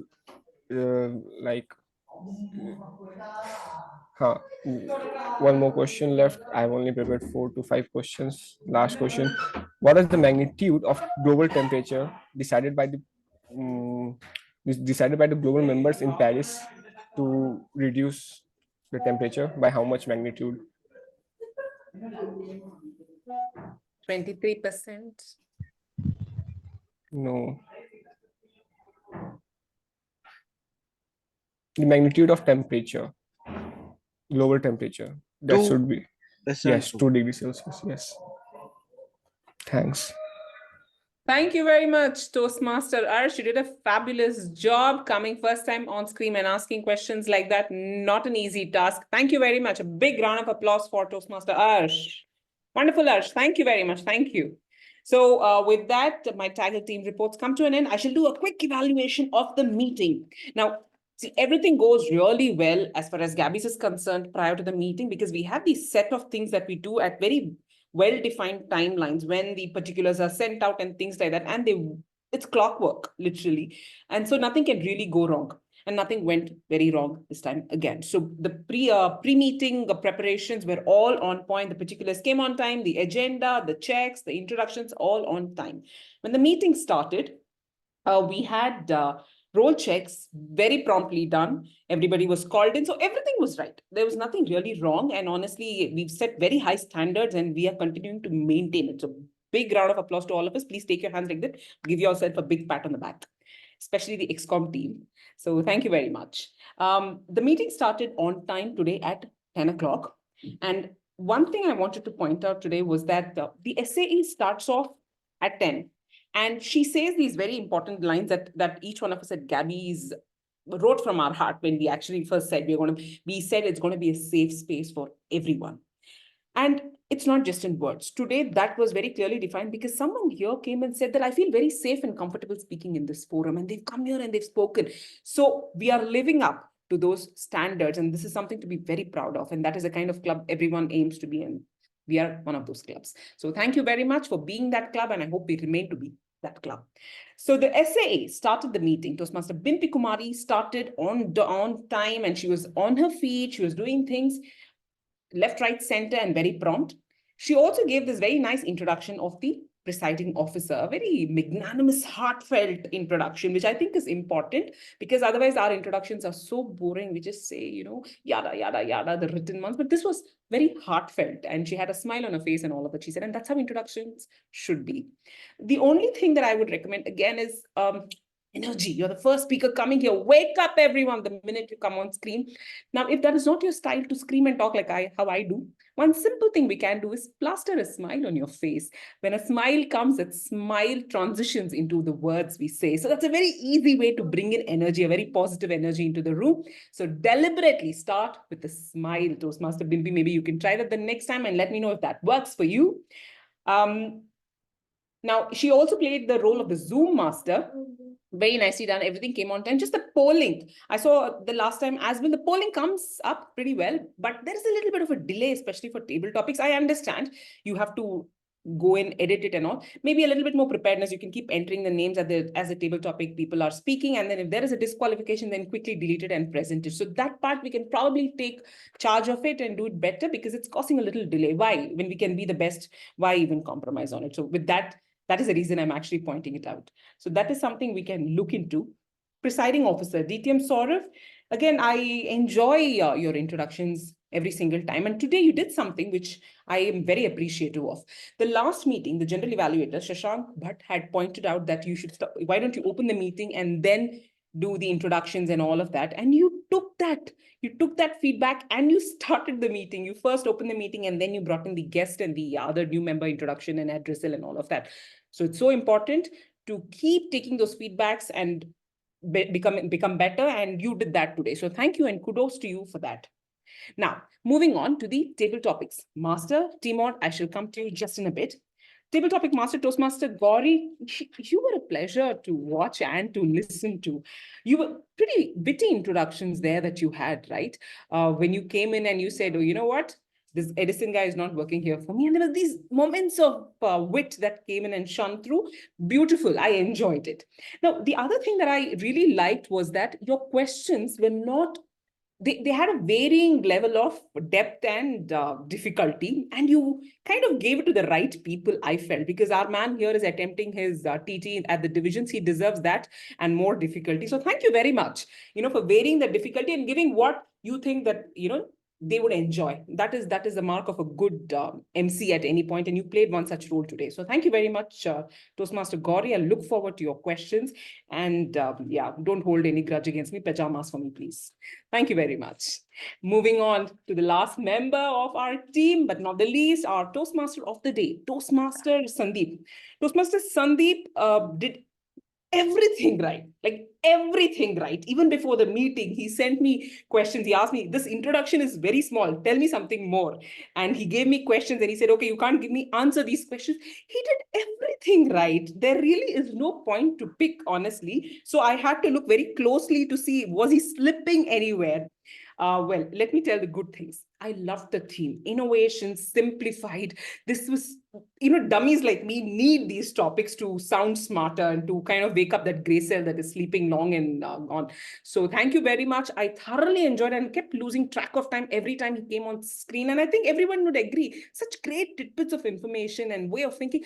This is beautiful, right? This is beautiful coming from the horse's mouth, someone from the field. So I loved the theme. I enjoyed the theme. I only wish you do an educational session or something like that on it, and I will be there. Now, the three parts were very clearly explained. And he didn't just clearly explain, he explained these parts in depth. Every single part, what is formal speech, what is table topics, who can do what, everything. And so important because we have our guests here. Lovely, beautifully done. Like I said, I was looking at him with a very closely watching, and there was just this one place I saw him slip a little bit and I made note of it, and that was. So every time a speaker spoke, and I saw particularly Toastmaster Daniel, he made this wonderful speech and we were all in that good mood, and so was Sandeep. He was actually constantly on camera and laughing and enjoying the speech. And when it came back to him, he immediately moved on to speaker number 2. maybe one word, something, how you felt, that moment of emotion could have been shared with him. You could have said, Daniel, you made me laugh, or something, in Toastmaster Sandeep's own style, just saying something about that speech and then moving seems a lot more human, I would say. So why don't we bring in those little points? Maybe you can just keep that in mind the next time. Otherwise, you did a fabulous job and it was very difficult to find something wrong. Thank you very much. That's been my report. I hope I've covered everyone. Thank you. And back to you, Toastmaster of the day, Toastmaster Sandeep. Are you still with us? Yes, I am. Due to the bad internet connection, I turned off my video, but thank you very much for that evaluation session, Madam Toastmaster. And without further ado, I would like to call the presiding officer to give his concluding remarks. Thank you so much, Bimpy. We can probably start with the polls. Yes, we Yeah. can start with Evaluator. I have already edited it. Yeah, we are at the fag end of the meeting. I know everyone is tired. It's a 2-hour meeting, but can I request some of you to come back on camera so that I don't get tired and I fall asleep? So, great. Thank you so much for coming on camera. We have a few guests left with us. Yes, we have got Naveen Mon. Naveen, I just read your feedback on chat, but if there's anything that you would want to say, please feel free to unmute yourself. Yeah, Naveen. Hey, thanks, Sourav. Thanks all. This is my first session, and Amit, I am in Sanvi, Sauparnika, Sanvi, and this is my first session. I seriously loved it. It was a wonderful session, very informative. I was a Toastmaster long back when I was in Chennai, almost 15 years back, kind of thing. I seriously loved it. It's a wonderful session. So I seriously believe I should be part of it more. And yeah, I will love to be part of it. Thank you very much. Thanks all. Thank you so much, Naveen. Bimpy, are you able to launch the polls? Yes, I'm trying it. Okay, let me launch it. Yeah, let me check if no. Again, I'm getting the same issue, Sourav. So could you please launch from the beginning?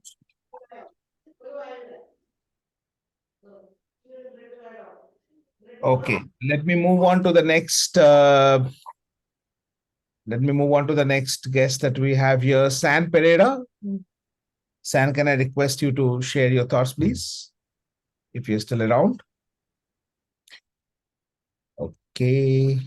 Sashank, any quick thoughts from you?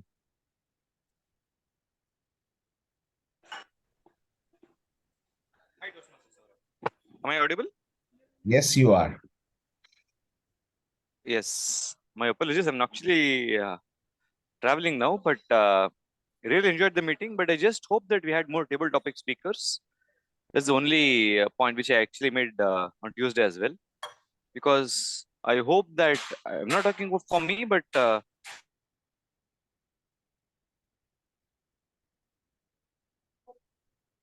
Sashank, we can't hear you, but yes, I get your point. And this is something that we'll make note of in terms of the time, how we can manage this better so that we can have more table topic speakers, because clearly that's one of the selling point of any Toastmaster meeting.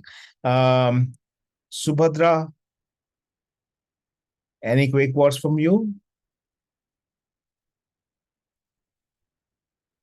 Okay. And we have our guest, Daniel Vaas. Daniel, anything in your own style?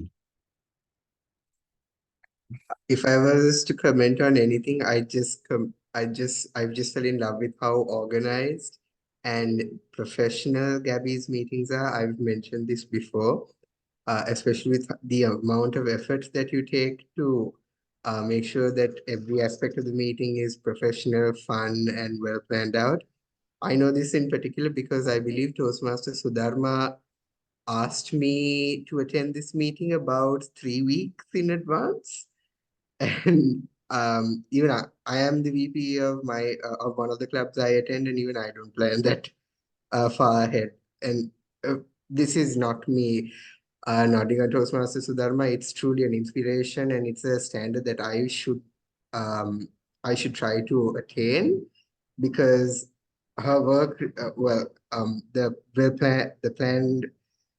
the amount of effort she takes to plan these meetings does show, especially with their backgrounds and all the other role plays. It was really amazing to attend. Thank you so much. Thank you, Daniel. Yes, and I couldn't agree with you more. Sudharma is a rock star. Let me tell you, she has all the meetings, all the rosters filled up till 30th of this month. And we have 3 meetings in a month. And she has almost 12, 4 weeks, 12 meetings, roster filled at the beginning of the month.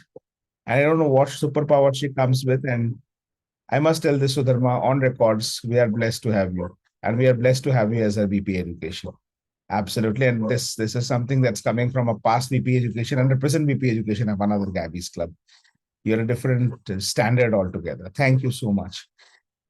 And we have the poll results with me, but just wanted to share something. We have, today was a very important day for me. And not because of anything else, but because of something that I remember when the speech club graduation ceremony was happening. One of the things that Mrs. Suman Agarwal, who was the director of IMPA, Image Management Professionals Association, she had mentioned in the graduation ceremony, never ever think that you are the best, that you are an expert, you can never fail. And when she was saying that, I literally didn't take it very seriously. I'm that overconfident type. When 1,000 people died of overconfidence, I was born. So, and that's where I am the easiest victim of something called highway hypnosis. I don't believe in speed breakers. I don't believe in crashing or accidents. I believe I'll keep going. And then comes a Gauri Aggarwal who tells me, wait, I have something for you that you need to take care of. And it's a wake-up call. Thank you, Gauri. And while this was the moment of embarrassment was for me, but I think a learning was for everyone that if you ever think that you are too good to come to the meetings regularly and practice, there will be one day, one Gauri around the corner who will remind you that no, you need to keep prepared, you need to stay on your feet and you need to stay on your toes because you need to stay grounded. So thank you, Gauri. This is my thanks to you for showing me that I really need to practice, practice, practice, and practice. Thank you.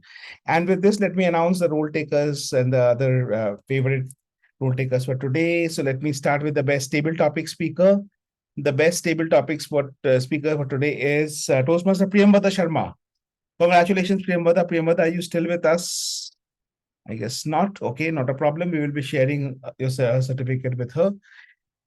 Next is the best auxiliary role taker. Extremely close. 1, 2, 3, 4 votes. That's how the votes stacked up. And finally, the one who got the award is someone who was a speech crafted until very recently and now is a Toastmaster, and that is Toastmaster Yogita Upadhyay. Congratulations, Toastmaster Yogita, our grammarian for today, for the best auxiliary role taker, or the most favorite auxiliary role taker.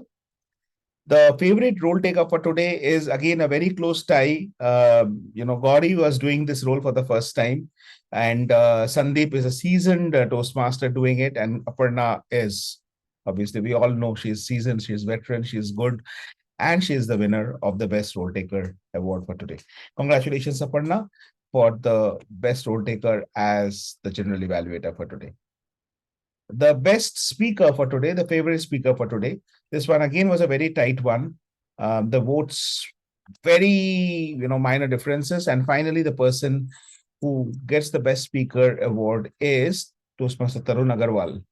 Congratulations, Toastmaster Tarun, for the best speaker award. Thank you, Tarun. You should be in more meetings to get more of these awards. And finally, the best evaluator is yours truly. Thank you so much. And with this, I would want to adjourn this meeting of the Gabbys International Toastmasters Club. We will see you next on Saturday at 10 a.m. And this would be a hybrid meeting. The people who are in Bangalore, please do join us at Indiranagar, 91 Springboard Indiranagar. This is right beside Swami Vivekananda Metro Station. And people who are across the globe, please join us online on the same link, bit.ly/thegabbys TMC. And with this, I adjourn this meeting of the Gabbys International Toastmasters Club. Good night and have a good day. Thank you. Bye-bye. Thank you all. Good night. Get into your PJs. Don't hold on to jeans. Seriously, I googled it after that and I was like, shit, this I already attended this meeting.